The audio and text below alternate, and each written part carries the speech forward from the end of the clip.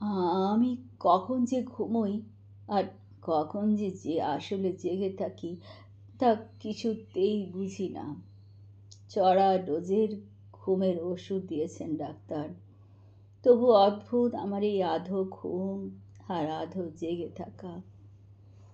মাঝরাত শুধু ঘুমোচ্ছে অকাতরে। এটাই সুযোগ। বসবার ঘরে গিয়ে পর্দার আড়ালে লুকিয়ে দাঁড়ালাম। ঠিক যা ভেবেছি তাই। অ্যাকোয়ারিয়ামের অল্প আলো তো স্পষ্ট। লাল রঙের বাহারি গাউনটা মেঝে পর্যন্ত লুটোনো। আর কি অদ্ভুত ওর হাঁটা চলা! মেঝেতে পা যেন ছুটছেই না। কুয়াশায় গড়া ওর হালকা শরীরটা যেন মেঝে না ছুঁয়েই ভেসে ভেসে আছে। আমি ওকে চিনি। একই কলেজে পড়তো সুতনুর সঙ্গে। বেলায় করতো নাকি দারুণ। সেই থেকে সুতনুর ওর প্রেমে পড়া। জানি, আমি জানি মন থেকে ওকে ভুলতে পারেনি সুতনু আজও। আর আর সেই জন্যই তো এই অ্যাকোয়ারিয়াম। এর ভেতরের প্রতিটি মাছ আসলে কেউ মাছ নয়। সবাই মাছের রূপ ধরে আসলে সুতনুর পছন্দের কেউ না কেউ। হ্যাঁ, এখন তো শুধু অফিস আর বাড়ি। বাদ বাকিটার সময়টা তো শুধু আমার পেছনেই চলে যায় সুতনুর। তাই এই ব্যবস্থা করেছে ও। পছন্দের সবাইকে রেখেছে এনে এই অ্যাকোয়ারিয়ামে। আমার আড়ালে ওরা বেরিয়ে আসে। যে যার নিজের রূপ নিয়ে গল্প আর মজায় মেতে ওঠে সুতনুর সঙ্গেই। জানি, জানি, আমি নিশ্চিত জানি। আর সে কারণেই সুতনুর কথা এত কমে গেছে। আমার প্রতি ওর কোনো আর মনোযোগই নেই। বুঝি আমি, সব বুঝি। আমি সব ঠিক ধরে ফেলেছি। আজ একটা হেস্তনেস্ত আমায় করতেই হবে। সন্তর্পণে পা রাখলাম ঘরের ভেতর। না, যা ভেবেছি তাই। কোথাও সে নেই। নিমেষে উধাও। পালিয়ে যাবেটা কোথায়? ওই ওই তো অ্যাকোয়ারিয়ামের ভেতরেই আবার ওই যে লাল ঝালর দেওয়া রাজকুমারীর মতো পোশাক, আবার মাছেরই রূপে। আমাকে বোকা বানানো। অ্যাকোয়ারিয়ামের ঢাকাটা সরিয়ে এক ঝটকায় ওকে তুলে নিলাম আমার হাতে। ছটপট করছে। করুক। আমার শুটুনুকে আমার কাছ থেকে কেড়ে নেওয়া। আর আর ছাড়বই না। এখন খাবি খাচ্ছে মাছ সেজে আমার হাতের মুঠোতে। যেন জানি না একটু আগে যে নিজে মেয়ের রূপে হেঁটে বেড়াচ্ছিল শুকনো ডাঙায় এই ঘরের মেঝেতে। বলো, বলো, ফিরে দেবে আমার শুটুনুকে, বলো। অফিস থেকে ফিরেও চুপ করেই বসে থাকে সুতনু, ঘরের আলো নিভিয়ে। অ্যাকোয়ারিয়ামের ওই মৃদু আলোতে মাছেদের দিকে থাকে দৃষ্টি স্থির। ওদের জলস্থ খেলাতেই যেন ও সব মনোযোগ। আক্রোশ তো একটা ছিলই। হয়তো একটু জোরেই চেপে ধরে রেখেছিলাম এতক্ষণ।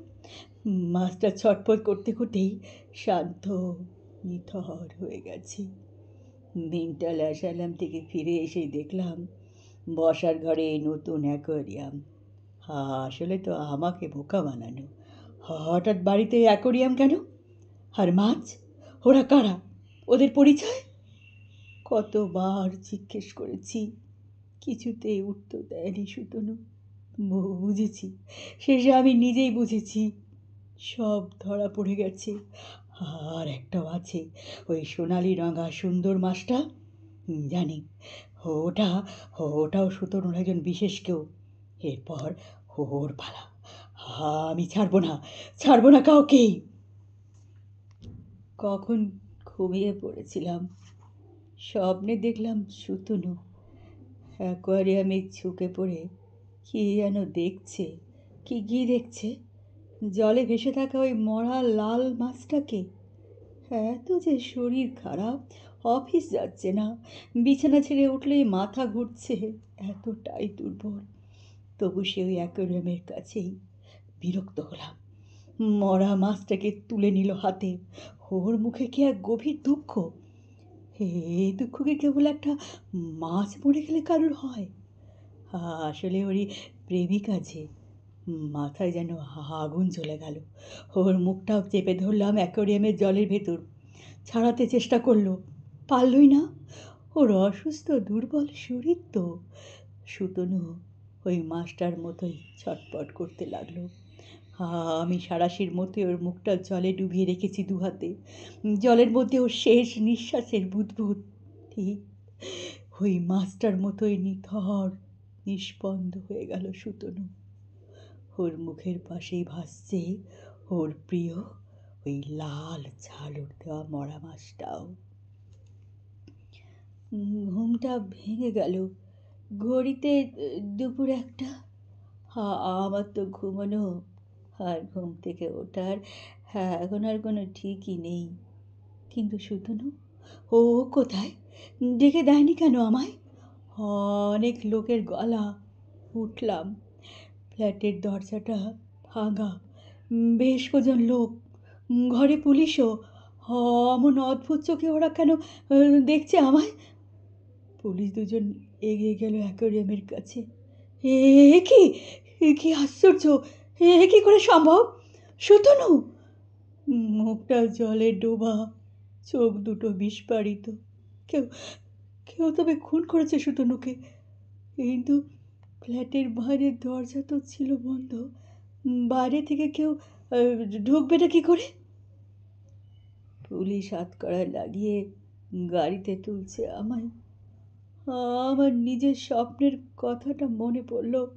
তবে তবে কি ওটা আমার স্বপ্ন ছিল না, বাস্তব ছিল? আসলে আমি কখন যে সত্যি ঘুমোই, ঘুমিয়ে স্বপ্ন দেখি, আর কখন যে জেগে জেগে যা করি তাকেও স্বপ্ন বলেই ভুল করি, তা যে আমি নিজেও বুঝি না। তবে ওটা কি তবে আমার স্বপ্ন ছিল না? ওটা ওটা কি তবে স্বপ্ন ছিল না? স্বপ্ন ছিল না।